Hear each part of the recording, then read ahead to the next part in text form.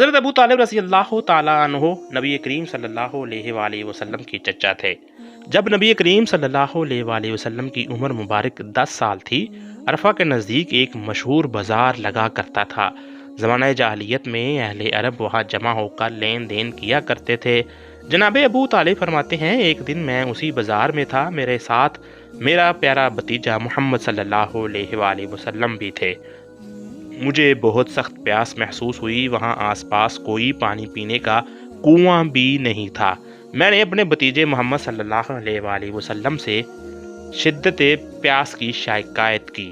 یہ اس لیے نہ تھا کہ میں نے آپ صلی اللہ علیہ وآلہ وسلم کے پاس پانی دیکھا تھا، بلکہ ویسے ہی کسی کے ساتھ اپنی تکلیف بانٹنے کے لیے آپ سے اظہار کیا تھا۔ پیاس اور بھوک کی تکلیف سے ہم دونوں ہی دوچار تھے۔ میری عرض کرنے سے نبی کریم، جو کہ ابھی بچے تھے، اپنی سواری سے نیچے اتر آئے اور مجھ سے کہنے لگے، کیا واقعی چچا جان آپ کو بہت زیادہ پیاس لگی ہے؟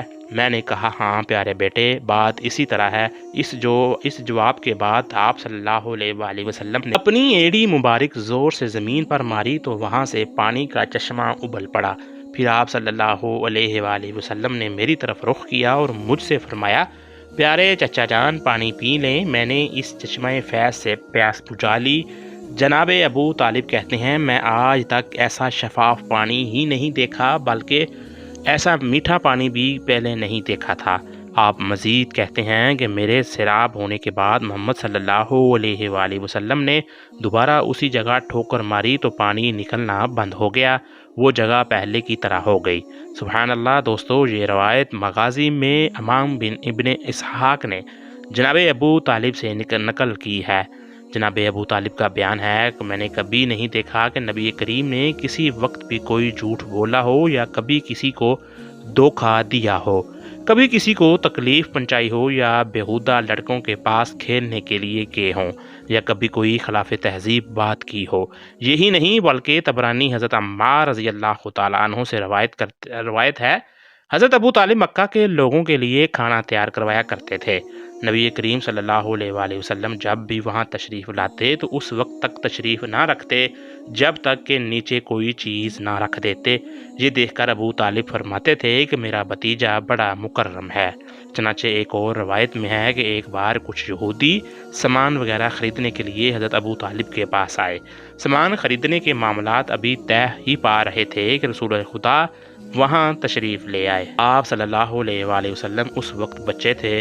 یہودیوں نے جب آپ صلی اللہ علیہ وآلہ وسلم کو دیکھا تو اپنا سارا سامان چھوڑ کر واپس چل دیے، اور اس پر جناب ابو طالب نے بڑے تعجب سے اپنے ایک ساتھی کو ان کے پیچھے بھیجا اور اس سے کہا کہ ان کے ایک فلاں راستے پر روکو، اور روکنے کے بعد ان کے ہاتھ پر ہاتھ مار کر کہو کہ بڑے تعجب کی بات دیکھی ہے۔